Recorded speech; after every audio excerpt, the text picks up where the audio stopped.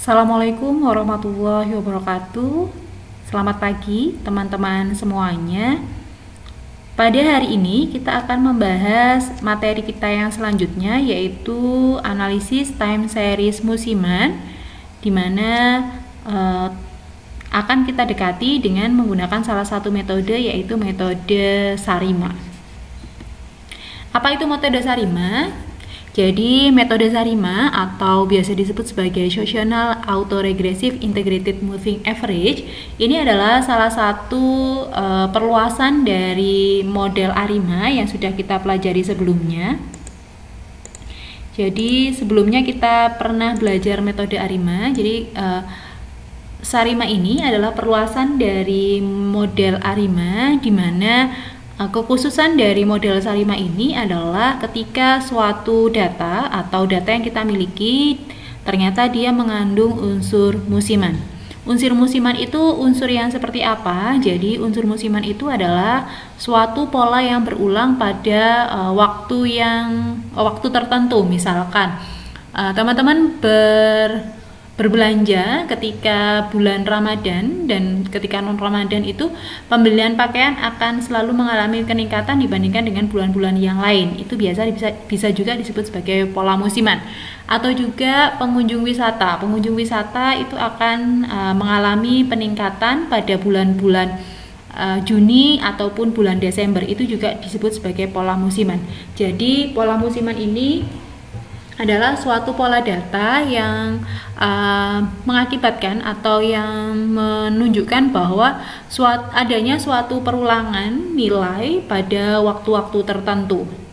Nah, model Sarima ini adalah salah satu model yang dikembangkan juga oleh Boc-Jenskind.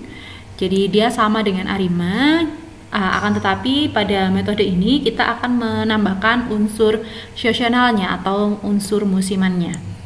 Nah, di dalam pemodelan dengan menggunakan situational ARIMA atau Sarima, kita akan melihat bagaimana perilaku daripada autocorrelation function dan partial autocorrelation function. Jadi kita akan melihat apakah di dalam ACF dan PACF yang kita miliki itu memang benar dia mengalami perulangan atau ada beberapa lag yang keluar pada beberapa waktu yang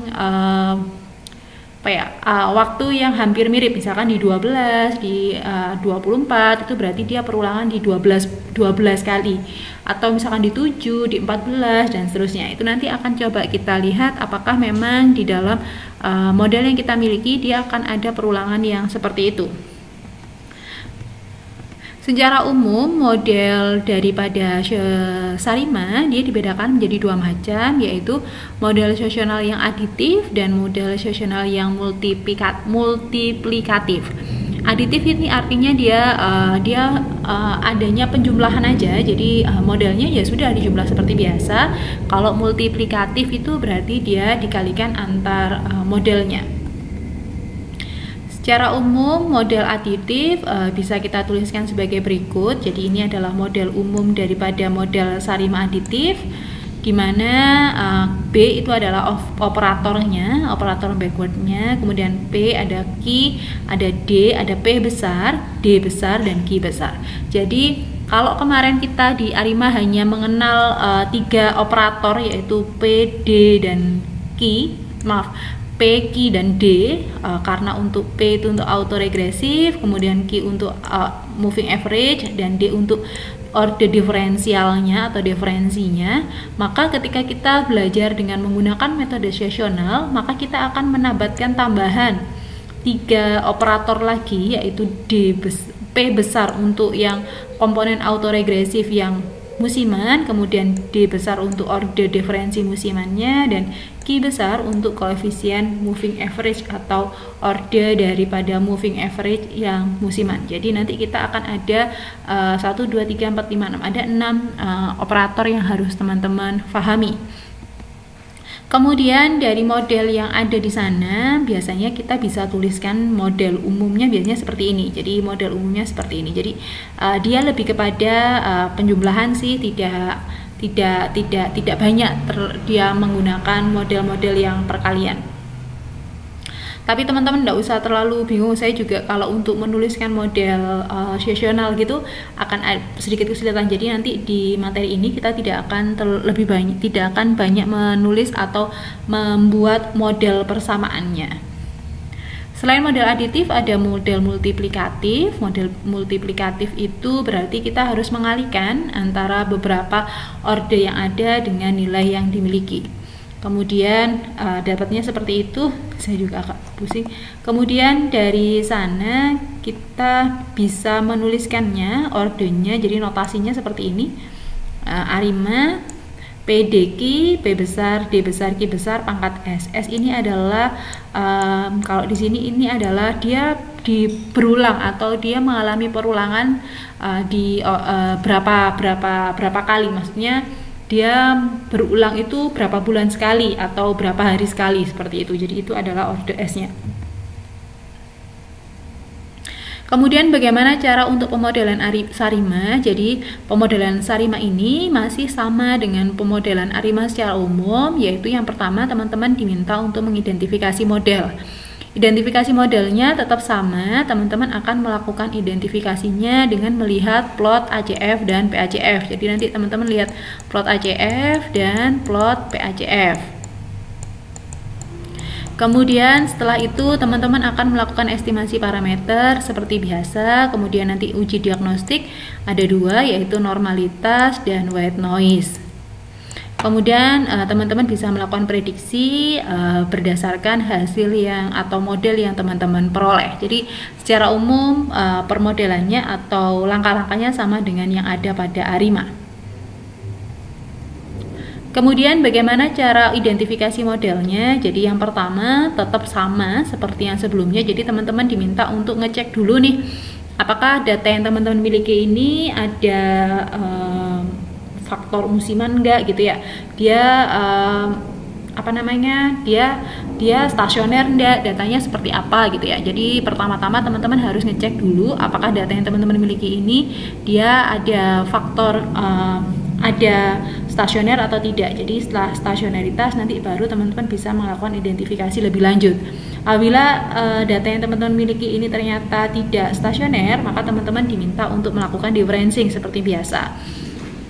Dari yang saya pahami, dari apa yang sudah saya lihat di dalam analisis yang ada di dalam data yang ada, rata-rata sih di FUs itu differencing maksimal 2 kali, sehingga apabila teman-teman merasa bahwa ini nanti ada differencing untuk musiman, maka teman-teman bisa mengenerate datanya terlebih dahulu, jadi tidak bisa langsung pakai yang ada di FUs.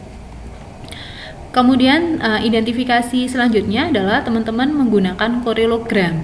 Di korelogram ini teman-teman akan menentukan berapa sih orde dari P, kemudian orde dari Q, P besar dan Q besar. Teman-teman bisa memperhatikan fungsi dari ACF dan PACF. Diingat-ingat kembali bahwa ACF itu untuk MA, jadi ACF untuk MA, untuk orde P dan orde Q. Sedangkan untuk PACF itu nanti untuk ordenya AR, di mana dia nanti ordenya adalah untuk orde P kecil dan orde P besar. Jadi untuk yang musimannya. Jadi P besar, Q besar itu untuk yang musimannya. Kemudian ada beberapa mungkin kriteria ya, mungkin atau petunjuk yang bisa membantu teman-teman ketika nanti teman-teman melakukan identifikasi dari ACF dan PACF. Jadi ketika suatu data yang teman-teman miliki itu nanti ACF-nya adalah cut off atau setelah lak 1 dan lak 2, kemudian dia tidak signifikan pada lak-lak musiman, kemudian PACF-nya ada dying down, kemudian maka model yang teman-teman miliki adalah model non-situational moving average, jadi model MA seperti biasa saja. Akan tetapi ketika model yang teman-teman miliki adalah cut off pada lak musiman L, kemudian koefisien non musimannya tidak signifikan, PACF-nya die down, maka model yang teman-teman miliki adalah situational moving average. Jadi Q-nya misalkan 1. Jadi kalau dia musimannya cuma di lak misalkan 12 saja gitu, maka bisa kita katakan dia Q-nya 1.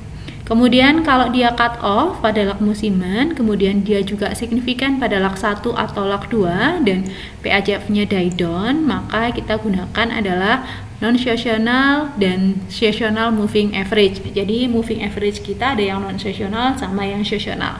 Sehingga kita akan mendapatkan dua orde, yaitu orde untuk yang non-musiman yaitu Q kecil dan orde untuk yang musiman yaitu Q besar. Selanjutnya untuk yang model AR secara umum, jadi apabila data-data yang teman-teman miliki itu di AJF-nya die down, kemudian di PAJF-nya itu cut off pada lag 1 atau 2, sedangkan pada musimannya dia tidak signifikan, maka model teman-teman adalah model seasonal autoregresif. Kemudian kalau mereka cut off di lag musiman, kemudian tidak signifikan pada lag-lag non musiman, maka dia pakainya adalah seasonal autoregresif. Selanjutnya apabila dia cut off pada lag non musiman L, kemudian koefisien korelasinya signifikan pada lag non musiman 1 atau 2, maka teman-teman menggunakan model campuran yaitu yang non seasonal dan seasonal autoregresif. Kemudian kalau misalkan dying down-nya di AJF dan dying down-nya di PAJF, maka teman-teman akan menggunakan mix autoregresif, moving average, non seasonal dan seasonal. Tetapi dalam prakteknya sih biasanya kedua model musiman gabungan ini antara MA dan AR itu jarang sekali untuk ditemukan, sehingga biasanya jarang sekali dapat gitu ya.